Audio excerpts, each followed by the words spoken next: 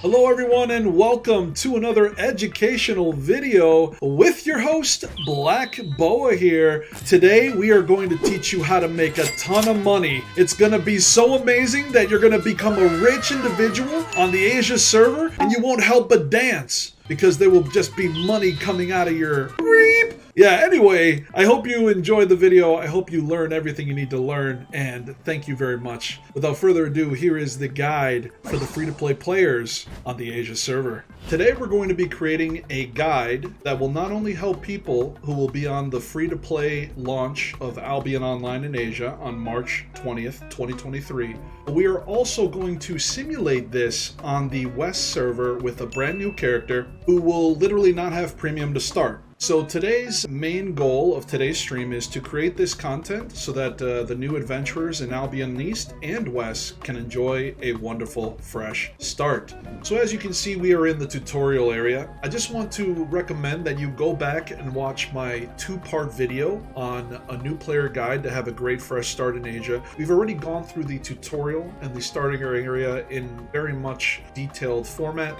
We're not going to do it here. Simply go back and learn about the new player experience in my former two videos. Thank you. The only thing I want to say about the tutorial in this particular video is just reminding you that if you are starting fresh in Asia on March 20th, the fresh start date, remember that once you're done with the majority of quests, before you go and leave the actual tutorial area, come back and buy as many mules as you can carry without being overweight. Now, if you have a lot of time on your hands, feel free to just be overweight and take forever to cross through. But in general, even after the 5 days, the mules will likely still be something that would be of value to a new player. One other thing to mention while you are in the tutorial is determining what build you are going to want to progress to. So, are you going to want to wear T2 Warrior Forge items, Hunter Forge, or Mage? The build that I recommend is the Nature Staff, and here is why. It is the best fame farming weapon in the game. I know no one wants to be a healer, but this guide is all about making money. So if you want my opinion, the Nature Staff is by far the best early way to make money because you can literally destroy any creatures that come in your path much better than anyone of the same level.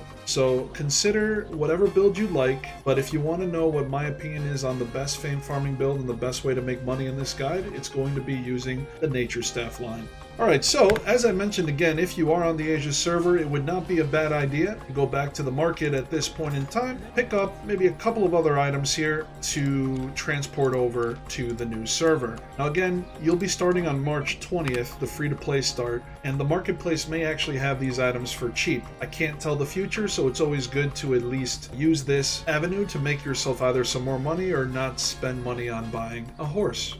So after you leave the boat area, you have two last quests to engage in to end the tutorial quest. The last part of the quest is speaking with the royal commander of whatever cross you are a part of. Make sure you speak with him because he gives you 3 free days of premium so that you can at least supercharge your initial money-making opportunities within the first 3 days. Alright, so after the tutorial, the first thing that I tend to do with a new character is quickly do an expedition because it gives you an initial burst of EXP as well as some silver so that maybe you can upgrade your gear to a higher level simply by purchasing it from the marketplace. If it is still too much, you can then maybe farm outside or look for the materials yourself and begin crafting for yourself. We'll speak about crafting in a moment. Just for now, do this and return and see if you can upgrade your gear. You gonna start whipping your whip around soon, or what's happening here? You forgot how to fight. What did I just do here? It is called an expedition. So when you are off of this starter area, these are actually available in any towns, and you see this blue portal? It's an expedition master. And so right off the boat, I just did one to try to get my gear upgraded so that I can see if I could buy T3 level items.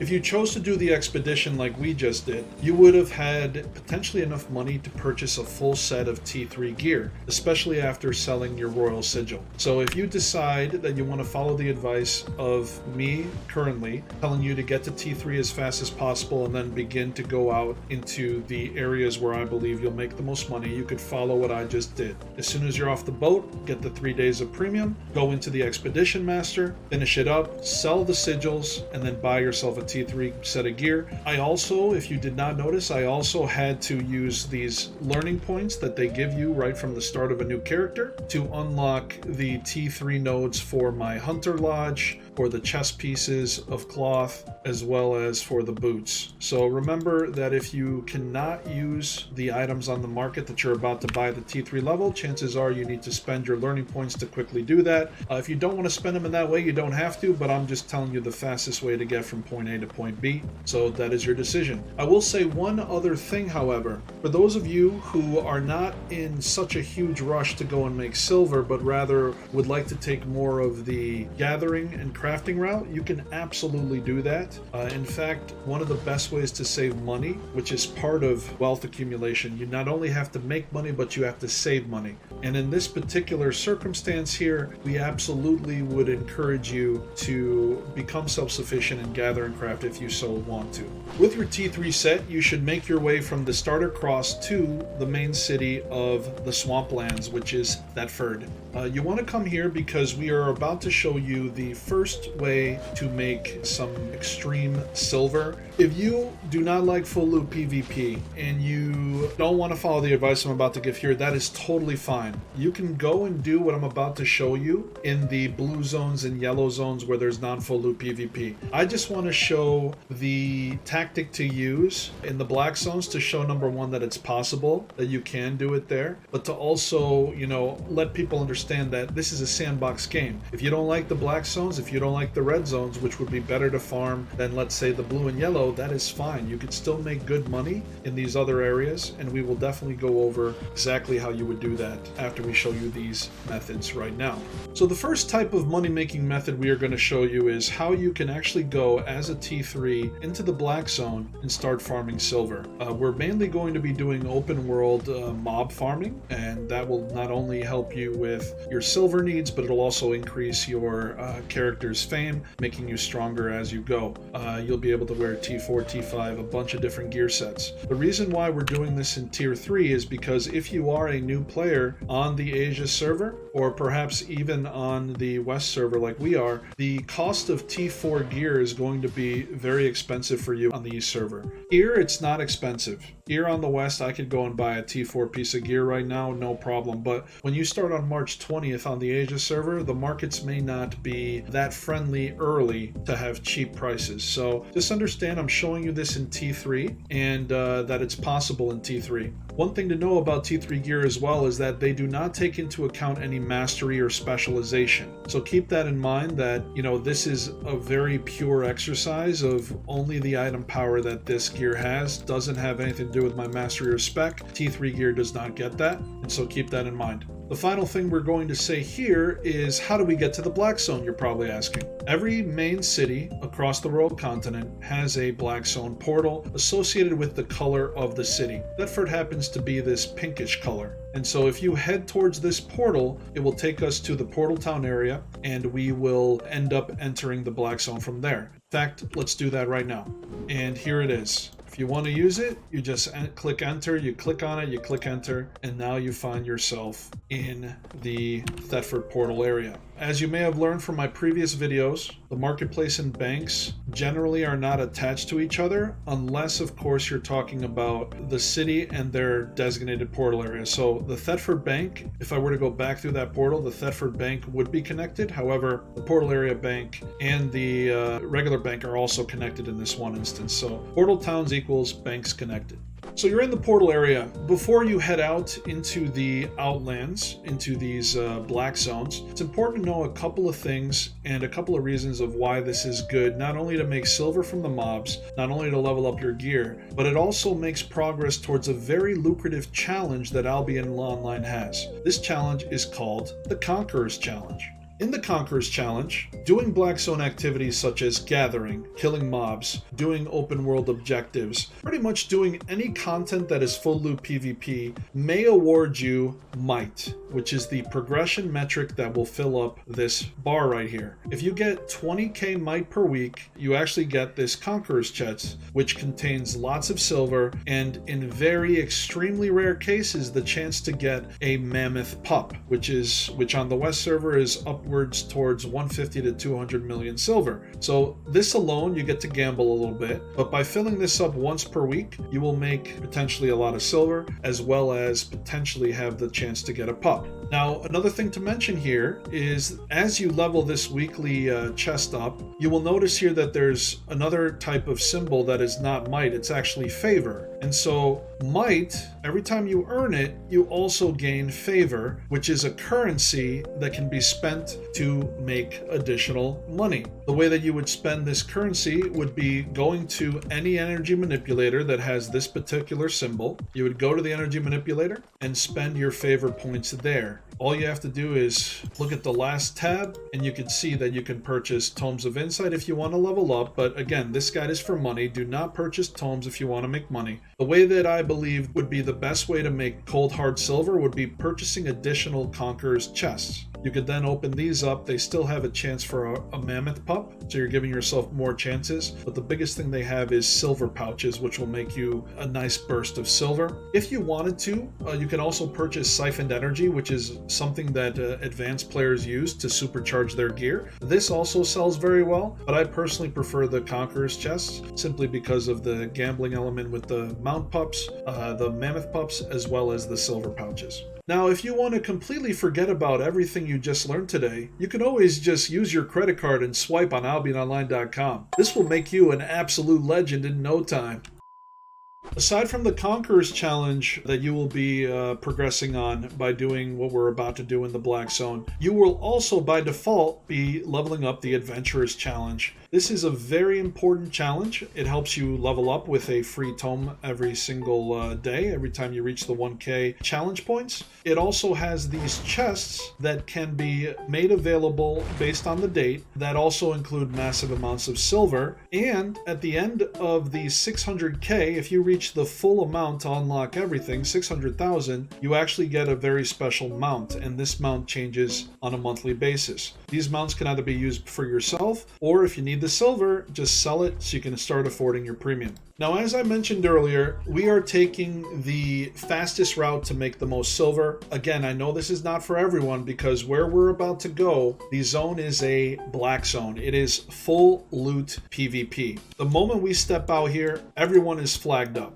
Everyone is hostile toward each other. And so the risk of doing this is running into people out here that will kill you. And if they kill you, they will take everything in your inventory, everything you have equipped. The only thing you do not lose is silver, but this is exceptionally important here. Even if I hover over the value of my set currently at the T3 level, my total equipment cost is 13,000 silver. Your job when you go and do this very risky scenario is at least make 13,000 silver. That is not a tall order. You just need to make 13,000 silver and you pretty much can repurchase your set and go out and do it again. You don't want to do PvP here. Even if you love PvP, don't. You are a weakling. You're T3, you have no spec, you're going to die. So do not PvP. Your job is safely go out into the black zone, kill a few mobs, get what you can get, and as long as you've made at least 13,000 silver, you know that you're making profit. And then you can make tons and tons of profit the better you get at surviving. So even though full loot PvP hurts, I know it hurts my pride, I know it'll hurt your pride, at the end of the day, you're not risking much. And that right there is the secret. Do not risk more than you can afford to lose. So here we are in the Thetford Portal region and we're about to head out into the Black Zone. I just want to reiterate safety first. And the best thing to do if you want to survive is take a drink of this potion here. It is an invisibility shrine, and it also is an invulnerability shrine. Now let me explain. For a certain period of time, which I'll start moving as I drink it, for a certain period of time here, we will be invulnerable with this buff and invisible for about 2 minutes. So the moment you drink this, you become invulnerable and invisible, never leave town without it.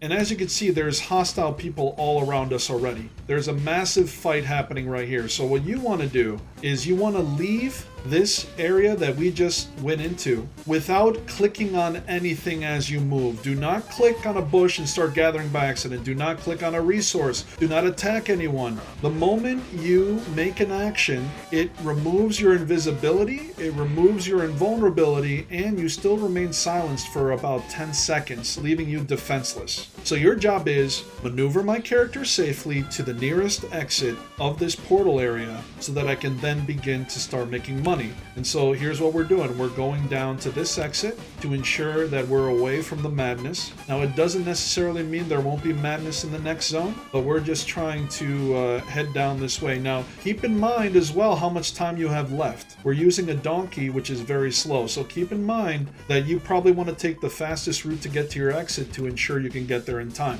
The moment you enter the next zone, I recommend operating on the edges. This is how we're going to operate from here on out. We do not want to be anywhere near these main roads. We do not want to be anywhere near these hideouts. We definitely don't want to be near this bank because people use it. Now, we might cross a couple of hideouts here just because we can't help it. But generally speaking, do not go near any points of interest. One other thing to remember is know your exits. If you are going to be chased by somebody, you have a few options. You have the exit over here, the exit over here, the exit over here, and then this exit right here, which is very important, the roads of Avalon. You can kind of escape through there, even though that sets up your own certain amount of danger as well.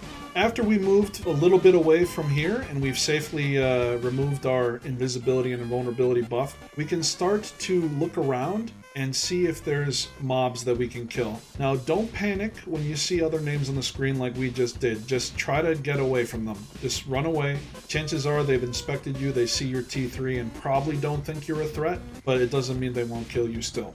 So here we are. This is the first set of mobs that we're going to fight. These mobs are dangerous. You need to learn what they do, but one of the worst things these do is a bleed that shoots out so fast in such a big cone that it's hard to dodge. Your job is to dodge things the moment you can, so we'll wait a second because we have a gatherer here who definitely doesn't think I'm a threat, but that gatherer can probably kill me, so we'll go back there in a moment. Let's just be safe here. We'll start here actually. So just understand, these little pike users, I believe they cast some sort of bleed if you don't kill them fast enough, so your job is to kill them extremely fast and safely.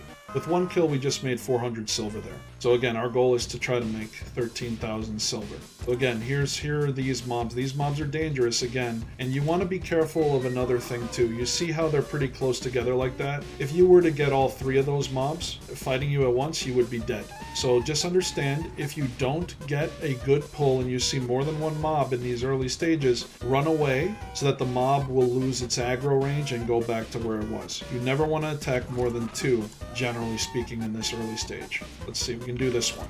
Mages have bats, and once you kill the bats, they immediately explode. Try to dodge.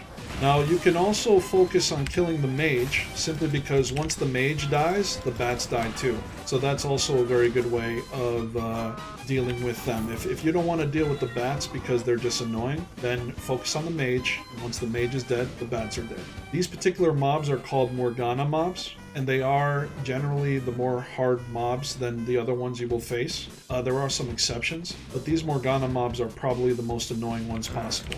So again, you just keep going. These mobs are considered the least upgraded mobs. As you can see, they're much easier and they give a little bit less EXP and less silver. But at this stage in the game, anything is good for you to kill. What you may have also noticed is that we are leveling up our Reaver level as we farm out here. So we're farming T6 mobs, but we're only T4 Reaver, which is why we are extremely disadvantaged against these particular mobs. That being said, we are in T3 using a nature staff, which I consider to be the best fame farming weapon in the game, and we are still killing them. So just understand that once we get to the T6 Reaver level, we will be getting dealt much less damage and dealing much more damage. So that is something on the horizon that we're looking forward to. Again, 1,445. This is big chunks of silver for a brand new player. This is an upgraded version of the baby pikemen. These pikemen right here generally do two things. They do a buff on themselves, and then they also do a skewer ability. The skewer is telegraph like that, so just move out of its way and you won't take damage from that. Pretty straightforward. And then again, like the reason why I'm taking 2 at a time here is because these are the lesser updated ones. There's exceptions. If you find yourself doing well against these and you want to take more than one, go for it. But the key here is learning the mobs, understand how to dodge their abilities, because even if the mobs, let's say, don't execute you, right? Even if they down you, this is a black zone and it takes about 15 seconds for you to get up after a down status. That is more than enough time for somebody to just come at you and execute you while you're trying to get up. So PvE is important. PvE, you must know what you're doing so that you do not get killed by a random person who is executing. Now, when this happens, when you get dismounted by mobs, it's not a huge deal, but it can be. For us, we're lucky because we have an exit right here. But when your mount gets destroyed, whether it's through PvP or through PvE, there is a timer on which you will have to wait for it again. You also may have noticed earlier that as I was killing that last mob, we saw this guy. We saw this guy's name. Even though he is not a threat, really. Well, actually, I guess he is. He's not a nice gatherer. Alright, even though he's not necessarily a huge threat, you want to generally move away from any names that you immediately see. And since we're an exit, we've also received another very important mechanic, which is the protective bubble. Every time you load into a zone, so long as you didn't use your spawn buff within the cooldown window, you should be getting a protection buff. Now, as you can see, it only lasts 2 more seconds because you only get it for 30 seconds. If I was to move out too far, I also would have lost it earlier. But this is also another important debuff to understand, because I cannot gain another spawn buff until this is over. And so spawn buffs are given when you change zones, spawn buffs are given when you go into a solo dungeon, when you go into a group dungeon. So to be ultra careful and for you not to die, you need to know exactly when you're going to get a bubble or not, because it could actually save your life and it could help you escape. So we moved into the next zone because we thought there was some threats from other players, and look what we stumbled upon. This suppression squad leader is 1 step away from being upgraded to the max. It has a circle around its feet, which means it's a boss. If it had a spike circle on the bottom of its feet, it would be the highest upgraded boss. Just because we don't have T6 Reaver, and because we're only Tier 3, I do not recommend you do this. I'm going to do it to see if I can even do it, but I do not recommend others do what I do here, because this will probably kill a new player like you if you've never done this boss before. Now, the reason why I'm up close and personal on this guy is because he's about to do a spray. Yeah, that is the spray there that literally will kill you every time, along with what just happened there. Oh boy, okay. So this is bad. This is what you do not want to do. You certainly can when you get T6 Reaver, but not now. Now, if anyone came here and tried to execute me, they could have done so, which is why you want to be careful. One other thing that I did poorly there, though, just to give that as an example, as I was fighting it, I went outside of my mount circle, and when you do that, your mount disappears, which means you can't immediately mount up. You have to remount it again. In that situation, that could also get you killed, because somebody could have just jumped in, pounced, and been able to kill me because I couldn't get away without a mount. So understand, 2 very important things happened there. I got downed, I was too weak, and then I also could have gotten executed, and then I also left my mount circle. You never want to leave this mount circle if you can help it. Generally speaking, the moment you see a name, you go bam, and you go right ahead. Now, this could be interesting to do if you want to do a solo dungeon, but that is up to you. This one's an upgraded one. It's a T6 in a black zone. It will give you some potentially good loot. On the East server, however, there probably won't be that much loot yet. If you're doing this on the West, you could get some good loot, but because we're doing this open world and it's better for silver, I'd rather us continue to do this open world grind. But if you want to have a little bit less risk, you can absolutely go into a solo dungeon. As soon as you enter, wait 90 seconds. If nobody else comes in, that means that you are home free. There is not going to be any additional people there. And again, I messed up once again with my horse, but this is a tough nut to crack here. And again, the only way you can do this is if you dodge everything. We did it, but that was quite scary. We'll talk about another way to make money in a moment, but this wisp that opened this portal, these are known as the mists of Avalon. Outside of the black zone, that's going to be the next thing we talk about to make a ton of silver. So another thing to mention here, as I mentioned, you generally want to be around the outskirts or away from points of interest. You don't want to be anywhere near a chest, especially if it's very close to opening. You don't want to be near an outpost, especially if it's about to have a chest spawn there. You do not want to be anywhere near a territory, because that's controlled by a guild and they have guards that will be hostile and attack you. And generally speaking, you don't necessarily want to go by this bank either, because again, people may be banking things, and if you're there, they may pounce and attack you. So as another rule of thumb, remember what your exits are, right? Your exit is here, here, or through the roads of Avalon. Always keep that in mind. Always do a double check. It could save your life. Let me just share this tip for the solo players out there as well. If you do like going to these dungeons because you like the safety, the moment you enter, wait 90 seconds. If nobody enters, that means it's going to close from the outside, and you can go in and do this dungeon for free. Always consider maybe doing a solo dungeon here and there. I'm going to spare you all the actual journey in here because it may take a while, but just know this is an option. Right now, though, you can see that we started with about 7,000 silver and we're up to 18,000. That means we've gained 11,000 silver. Our gear cost is about 13,000, so we just need one more 1,000 to break even. And again, if you were to die from a full loot PvP experience, everything you would lose, but you would not lose your silver. Another thing to also mention, you're going to be picking up a lot of these tomes of insight, and it's going to be very enticing for you to use it on yourself, because basically a tome of insight will give you 10,000 fame towards everything that you have equipped on your helmet, chest, boots, offhand, and main hand. It has nothing to do with bags or capes, but if I were to use this right now, it would give me 10,000 fame. That sounds amazing and it's great. However, these books, look how much they sell for. This sells for more than my money right now. If I just make it out alive with this one book, I can double my money. So just understand, resist the urge to use it, because your job is to get premium, right? You're going to be grinding hard. You're going to be leveling up. That's going to happen just by trying to make money. But do not use these. Sell these. And again, you could use them if you want. But if you want to make money quick, sell these the moment you can. I don't want to leave this area, but I'm afraid to go south here for the simple reason. Okay, I might be dead here. We almost just died. The reason why I was scared to go south is because earlier I saw a kill right near that entrance. And I was actually worried that they were potentially going to be there. So this is a scenario where we were very lucky. We could have easily died. But the moment you see anyone near a exit, you must 100% leave the area. Now we have another scenario going on here where another group of people are interested in me for some reason. So we must run, but pretty much be aware of what's happening on the map. See another death down there? You don't want to go down there. You basically just want to use common sense when you're in the BZ. Be aware of the map, understand what's happening. People are following you, find a way to leave. And honestly, I think right now our best bet is this. We easily got the 13. We have another 18,000. This is a tip that recently was added to the game in June of 2022. And this is Journey Back. Albion used to never have a recall, but look at this. When you're mounted,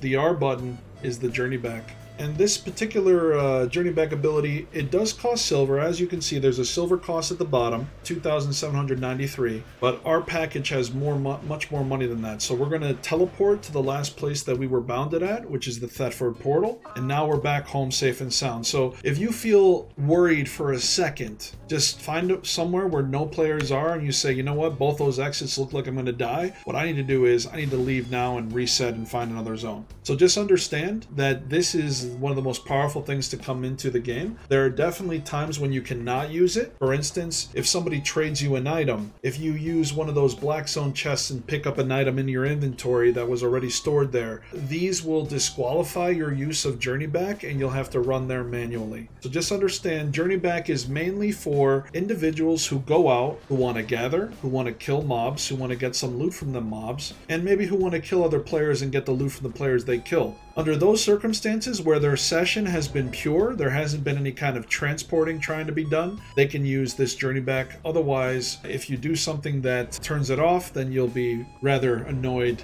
running all the way back home, especially on a donkey. So that's the Journey Back for you. So we made it back to the Thetford region, and as I mentioned earlier, we had this nice little Tome of Insight that's basically double what our money is. Now, I'm showing you this on the West server. I'm not sure exactly how much Tomes of Insights are going to be on the East server. Just know that if you save them, people will absolutely buy them. And I definitely recommend to do well, you could choose which one, right? You could look at the sell order and wait to get this price, or if you feel this price is close enough, which is only about 1,000 off, and you want the money right away, then you click sell right away.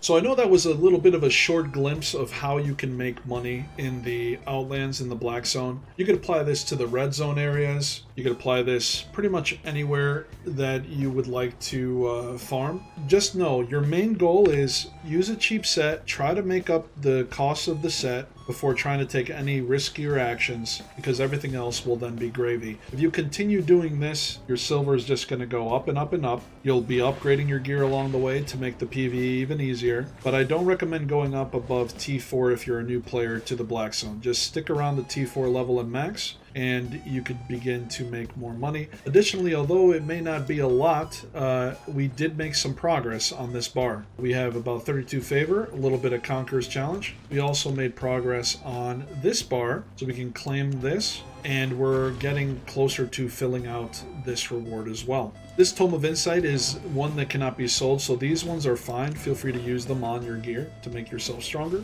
That'd be fine. And what I'd like to do now is I'd like to go and show you guys the mists. It's another option for people to make money, and the reason why I believe the mists are better for solo players than the Black Zone that we were just in is because in the mists you cannot get attacked by large guilds. It's not like a 10v1 scenario. In the mists, it's actually a free-for-all with up to 13 people at maximum. And if you just wanted to avoid all PvP, you can easily just farm along the outskirts that we did and try to avoid it altogether every time you see someone run away. But you'll have a better chance of escaping simply because you're not going to be attacked by multiple people. Generally speaking, I mean, it may happen, but generally speaking, a T3 person will likely not be the target of any crazy kills like that. So what we're going to do in order to find one of the better ways to get into the Mists of Avalon, we're going to take a moment and run to the city of Caerleon. Caerleon is the city in the center of the Royal Continent. It is surrounded by multiple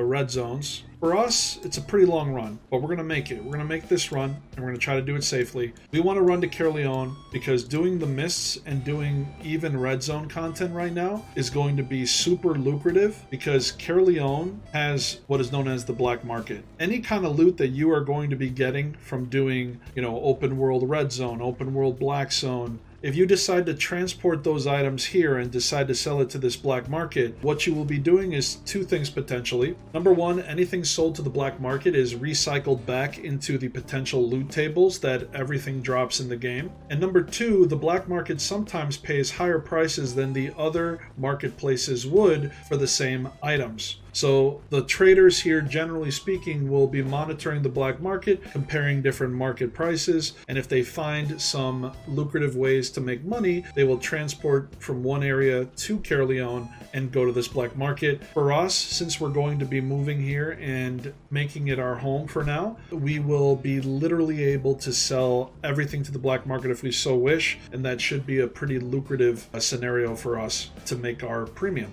Just a quick note, as you're heading into the Caerleon area, as you're going there, you're suddenly going to be in the red region. Everyone is friendly unless they intentionally turn themselves hostile. The way one would turn themselves hostile is they would dismount off of their mount, click on this, wait for this bar to progress, then they would suddenly be able to attack other players. So a good rule of thumb here is just be aware as you're moving along in these red zones to constantly look at this hostile counter at the bottom of the map. You'll see that there's currently 2 cross swords and the number 0. As long as you see that number is 0, and as long as you're not part of a faction, you know that at that point in time there is indeed 0 hostiles in the area that you're moving. So red zones are definitely safer than black zones, but the same thought process needs to exist. Do not travel on main roads. Do not go by points of interest. Be aware of where deaths are happening on the map. Know where your exits are. The additional know where your exits are piece actually includes something different when you're in the red zones, however.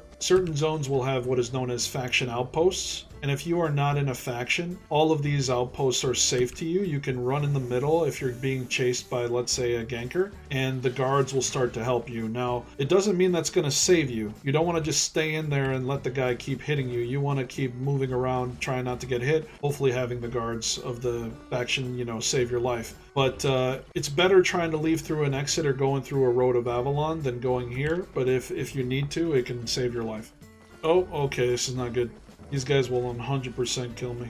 So as you saw there was a red person on a direwolf. I decided to turn around because if I kept moving forward, chances are there was going to be more red people there, and I'm going to take a longer way because I saw that, and that's why I'm moving away. So if on your journey, whether you're journeying, through the red zones or the black zones, if you start to see too many hostiles in your way, it's never a good idea to force the issue. Forcing the issue will get you killed. Just turn around, find another route, maybe wait a little bit, but whatever you got to do, whatever you do, don't try to force it because you will die. I've seen so many people who knew there were gankers right at the exit of a zone, right? Like they're all hanging out right here like we saw in the black zone earlier. There are so many people who say, oh, I'm right here. I could just easily go in. I can rely on my mount and stuff. Don't do that, man. Gankers are smart. They're using the exact type of gear to stop someone from going into the zone. They wouldn't be at the edge if they weren't getting kills. So just understand that sometimes you just gotta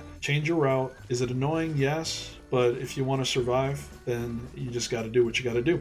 Another thing to also note, when going through a tunnel, it generally is not a good idea to go through the center, even when you see 0 hostiles. So you can either go, around the north or the southern end. Any one you choose is fine, because most hostiles that you will see in here will not be on the outskirts. Most of them are hoping that people are just oblivious and just run the fastest way through the tunnel. So be careful if you are moving through tunnels, whether in red zone or black zone. You probably never want to go through the center, even if it says 0 hostiles. Just take the longer route, be a little bit safer, and it'll pay off in the long run.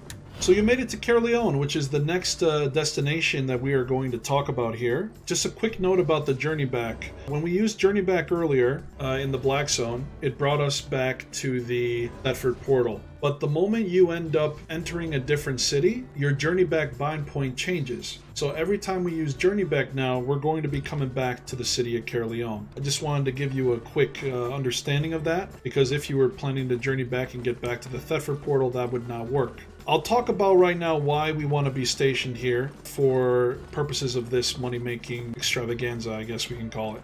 I want to talk about the black market a little bit more, and this black market gentleman is right over here. As I mentioned earlier, he may be offering prices to purchase items for much higher than the regular markets will be. So as part of my sales process here, as I earn some loot, I'm going to be intentionally checking this market and the Caerleon market. I'm not going to go to all the other marketplaces and check their prices because I don't plan on doing transports. However, it wouldn't hurt to just view this price and the Caerleon price every once in a while to see if the prices are different. You could literally search for anything to sell. So let's say I wanted to sell my boots, for instance. Let's go and look for that. Okay, so my quality is normal. So here, as you can see, he's willing to buy at this price right now 26 soldier boots for $6.90. Anything sold to this market goes into the loot table in every type of content. Doesn't matter what the content is. If it's dropping loot that has been crafted by a player, then you know it came from the black market. You cannot sell tools to the black market. You cannot sell food to the black market. Anything outside of weapons and armor, that's the only thing you can sell to the black market. And this is Albion's way of having some nice loot in the loot tables. Now again, we noticed here it is either $6.44 or $6.90. We're going to go and see what the prices are at the regular market right now as well, just to see if somebody would want to sell those instead of selling it to the regular market. So here it looks like the sell orders are actually higher. So right now, if you wanted to sell between those two at this specific point in time, you'd probably want to sell it here. There is a sell order process on the black market, however, as there is here. So you also might be asking, why would the black market price ever increase for an item? If the price was $6.90 right now, why would that ever go higher? If people aren't selling at the $6.90 price and instead they're putting sell orders saying the only way I'll sell this to you, black market, is if it sells for $1,000. What'll happen is that loot table will still be trying to find those particular boots to drop. So if you open a chest and there should have been a boot drop there, but because there was no inventory for that boot drop to be given,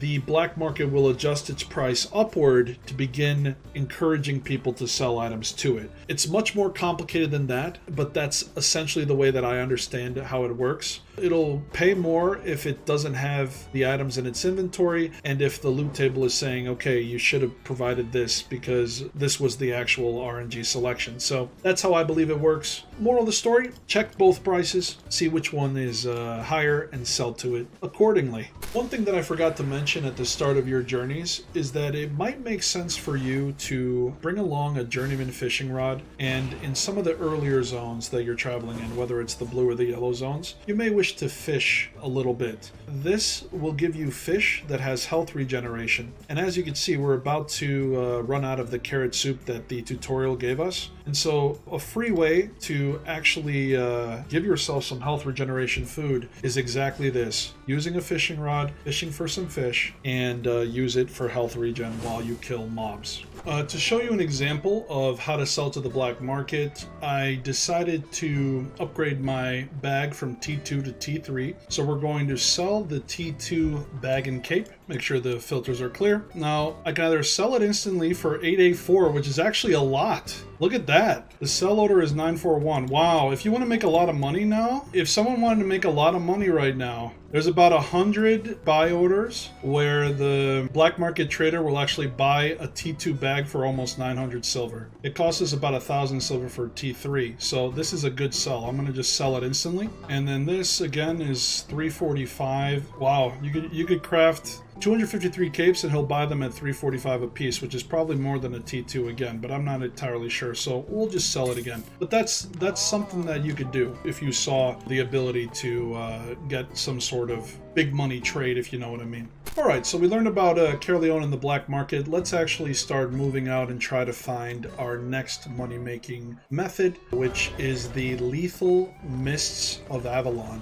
Earlier we saw an example of a wisp that turned into a portal. All I had to do back then was go into the portal and we would be taken to the lethal mists of Avalon. Now these mists, like these right here that we're about to go into, the lethal versions are in the red and the black zone, and because they are lethal, they end up providing you with might and favor, which is really important to fill out the Conqueror's Challenge as we discussed earlier. There is a non-full loop PvP version of this. You can go into a mist in the yellow zones or blue zones. However, the big money-making opportunity is not there. If it's non-lethal, you get no might. So just understand the biggest reason to go here is because we're going to be earning a lot of might while doing it. To remind you again why it's such a good place for a solo player to be, there's only approximately 13 people allowed to be in a zone max according to some data mining data. They are all free for all. Furthermore, everyone is anonymous. When we see a player, their names appear as anonymous or mysterious stranger. And all of this makes for some safety in terms of you as a player trying to make your way in these mists.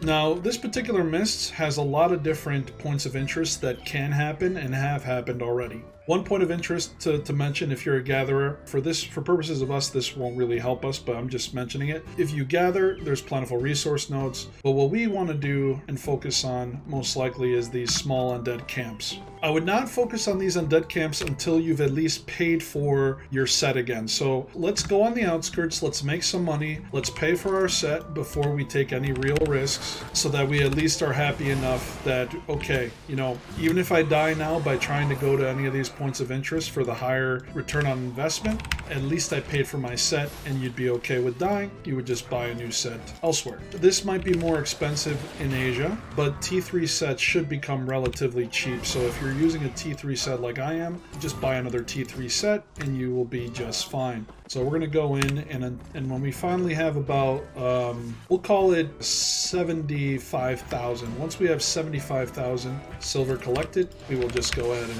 and start doing some of the points of interest. At this point, if you've been killing some mobs as we've traveled to Caerleon, the Black Zone mobs as well, you should have at least gotten Expert Reaver by this point. And the real Reaver that you're going to be very excited for, especially in the mists, is the Master Reaver. Basically, that makes T6 mobs much more easy to deal with. They deal less damage to you and you deal more damage to them. What I would do, in fact, before you begin going to any points of interest that could be risky, make sure that you reach the Master Reaver level. This will just allow you to have one less risk associated with your survival. You won't get killed by mobs as easily and you'll be able to make more money faster. So for now, if you can, stay away from, any kind of points of interest until you actually get to the Master Reaver level. Now the PvE in the Mists of Avalon is a little bit less than you would find in the open world Black Zone and the open world Red Zone. The rewards are slightly less as well, but you're willing to accept that for the added safety. The fact that you will not be ganked by multiple people specifically teaming up against one person. Do people team up in the Mists of Avalon? Yes, the most popular occurrence of this is people teaming up on someone wearing exceptional gear that's much stronger than everyone else. That often happens. Or opportunistic teaming up where someone sees that a person is very low on health and hence just goes in and kills them really quick. So it's not going to be completely fair in here. However, it's more fair than the open world. Now, although I haven't hit my Master Reaver yet, let's talk about one of the most important points of interest that you could find in the mists. These are the outposts. They come in small sizes, and then if we go here, we'll see it's another one. Then they also come in large sizes. These are typically what you are going to want to do, especially as someone who's trying to grind mobs, because when you clear the outposts, you get a few rewards that are very, very interesting. And you can see that we can make progress on killing the outposts here. On the top right, you see small undead camp. We have to kill creatures worth 9,727, and we've only killed creatures worth 1,292 so far. As you go about your business here, many other players might be doing the same because they are lucrative for everybody. So once you see someone, make sure you mount up quickly if you can. Maybe you might have to sprint away and then mount up. But at the end of the day, just get out of there the moment you see someone, because it is going to be very hot business in here. And again, I just want to remind everybody, we're doing the lethal mists. So this is why you got to be extra careful with people. Once you actually complete this, there will be a few different benefits that will happen. Number one, you get a bunch of fame the moment it's cleared. Number two, you get a bunch of might the moment it is cleared. As a result of getting might, that means you're gaining favor, which is the currency we're going to use at the energy manipulator to buy Conqueror's Challenge chests with. And last but not least, you are also receiving, assuming you have not capped it out already, a brand new reputation known as Bressilin Standing. Bressilin Standing, you can find that in your stats box. If you go to your stats and you scroll down, you'll see that you have Bressilin Standing here. As a new character, we have 0, but if we get up to the 50,000 level, that unlocks the ability to find the city portal for the City of the Mists, known as Bressilin. You need 50,000 standing to even set foot in there, so everyone does the mists in order to do that. If your only goal is to go to Bressilin and all you want is the standing, then you could certainly do that in a yellow zone mist and not risk full loot PvP. The reason why players want to go to Bressilin is twofold, or perhaps more than twofold, but twofold primarily. Number one, it is the first time since Albion's launch that we are allowed to have a second island, and that second island is only available in Bressilin. The first island is available in any of the other Royal Land cities, but Bressilin has its own island that you can purchase and create just like your other islands. So when we do eventually reach premium, it would behoove us to purchase an island not only in the regular Royal Continent cities, but also in Bressilin, so that we can make double the amount of money that we may have made with only one. Number two, Bressilin has very convenient access points to the mists, both for Yellow Zone, Lethal Mists, and Duo Lethals, but it also has a beautiful access point for the Roads of Avalon. So for individuals who are trying to do Roads of Avalon content, and they want to have a good place to meet their friends to start off their journey, that's another good reason to be there. So you get the island, and you gain access, whether that's roads or mists, and that's the main reason why people want to go to Bressilin. Another thing to note about the mists is that there is a timer that warns you when there's 5 minutes left. Let's see if we can quickly beat this outpost so that we can get the benefits, so I can at least show you that within that time period. So look, objective complete. If you saw there, we just received 18,000 chunk of fame, 1,490 Bresselin standing, 283 might, and 74 favor. This is by far what most players will be earning their might and favor from these outposts. There are other opportunities to actually earn might and favor in much larger ways. At our level, it is most likely that our best bet is focus on these outposts in order to make our money, in order to get our Bresselin standing, and eventually work up to the other ones. Now, when the 5 minutes are left in these mists, what happens is a bunch of these wisps begin falling from the trees, and there's a lot more wisps that you can take. So we're just going to take the next one before this one closes. If this mist was going to close, all it would do is spit you back out at the entry point in which you entered the mist. So for us, it was that one zone over in the red zone that we entered through. And so if we were to wait until the end, it would engulf us and just spit us out into the open world. And the reason why, again, people like doing mists out of Bresselin is because when the mists engulf you, it actually spits you back directly into the city. So there's no worry about traveling. There's no ganks going to happen because you're literally in the city. So it cuts down on travel costs. It cuts down on risk if you do it out of the city of Bresselin. The downside of that, though, is you don't get the black market and you don't get the Caerleon market. The Bresselin marketplace is not as good as selling to either of those. It's just like a less populated area, hence trying to sell things there will take you longer to sell. So if you do want to go to Bresselin, just understand that there are pros and cons to this, but that is probably the biggest con, is the fact that you don't have access to the black market immediately, and you don't have access to Caerleon or a good market. Now, although we're not going to go there because this is a point of interest that almost guarantees PvP, we are not interested in like absolutely getting destroyed at the T3 level. I want to share with you what this point of interest is and share a bit of the qualities of all points of interest in here. This is a turbulent mist, but there's also random chests that spawn, as well as crystal spiders that you could find in here, mythical creatures, and other lucrative things. For purposes of the turbulent mist and the chests, these always have a countdown timer of 2 minutes. What happens at the end of this timer is a mist will appear that a player can click on and escort to a designated area on the map. Only the person carrying the wisp will be able to know where that designated drop-off spot is until somebody else picks it up and sees it as well. The key thing here to note, and why it is so risky, is that while you are carrying the wisp to its designated location, you cannot mount up. You have to be off your mount, you have to walk, and it's a long distance usually.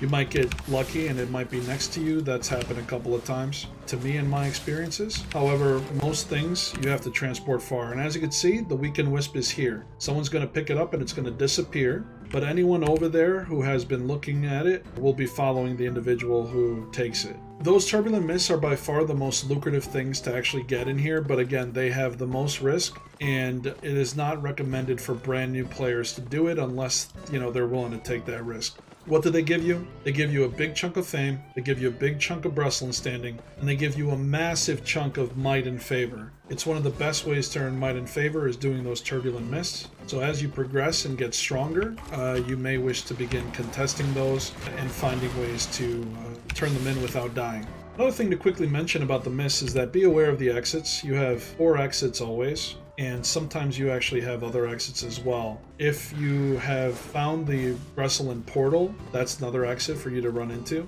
But there's also unstable mists that also happen frequently. And those unstable mists will plop you into a random Roads of Avalon, so it is important to be very careful.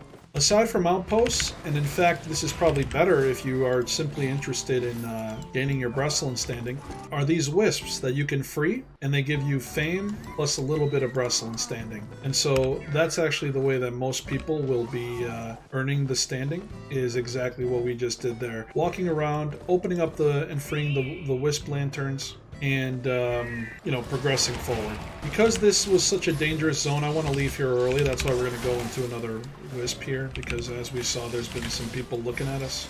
So we're trying to just get out of here. here it is. We'll go in. Now, one thing to note here as well, because I am recommending you to use a nature staff, I'm also putting you in slight danger, which is why the point I'm about to make needs to be extra important for people who are using nature staffs. That gentleman just kind of ran towards us, and a lot of times when they know you're a nature staff, they see that you're placing these thorns on the ground, and they're there for a while. They deal damage. What someone will do when they see someone like this is they'll still be on their mount, and they're hoping that before I mount up, that they run into the thorns. And by running into the thorns, they put me into combat, and if you weren't mounted up already, it actually gets rid of your horse as well. So that means they can just dismount and start attacking you and trying to kill you. So I want you all who are going to be following me step by step, including using the nature staff, to just be exceptionally careful, because people are going to run into your thorns to get you into combat, make you lose your horse, and ultimately kill you. So that's why it's super important to pay attention to the corners of your screen so that you can see the name tags and be mounted up faster than you would with another build. We have been finding some loot from these mobs. This is good. You're going to sell all this. But I want to make a note in Asia again that in Asia, the black market will not be full yet. There'll be a lot of stuff that people are going to be selling to the black market to eventually allow for loot to drop like we are getting. However, I wouldn't bank on getting a 5.1 piece of gear anytime soon. Most people are not at that crafting level, and it's probably not going to be available for you to get loot like this. So understand, in Asia, it's going to take you a little bit longer to make the amount of silver that we're making. However, the price of Asia premium is much less than the price of the premium in the West. So you do have a benefit right now in Asia, since it is a new server. That whole side of the equation, the gold market fluctuations, it's still going to remain fairly low and shouldn't go up as fast or as high as the current West server is. Alright, so we hit Master Reaver. This is really good. Now all these mobs in both the mists as well as the mobs elsewhere of the T6 level will be a lot easier for us, so we should be able to accelerate our money-making opportunities. Now, you may wish to remain in mists or areas that are T6 or below until you get your T7 Reaver. Then you can go to T7 and below, and then you get your TA Reaver, T8 and below. You can certainly go to these other places beforehand. You may still be able to do well against the mobs, but I don't recommend going above your Reaver level. So good news, we were in here for a little bit. We've made over 120k silver now. We are going to let the mist engulf us here because we just realized that we got to Expert Adventurer. Expert Adventurer is very important because that is the start of your journey doing faction content. Faction warfare content, in my opinion, is one of the best ways for new players to make money, and you can actually do it in a much safer way than the black zone that I showed you earlier, as well as the mists here. Because technically, you don't have to go to a red zone to make a ton of money in the mists. Now, you don't necessarily have to go to a red or black zone either to make a ton of money in open world mobs, but if I were to compare safe zone open mob farming to safe zone open mob farming while fame farming, like it's a big difference. While being faction flagged, it's a big difference there. I would definitely recommend if you want to do it in the safe zones, that's totally fine. And if you want to eventually dip your toes into other elements of the faction, that is fine too.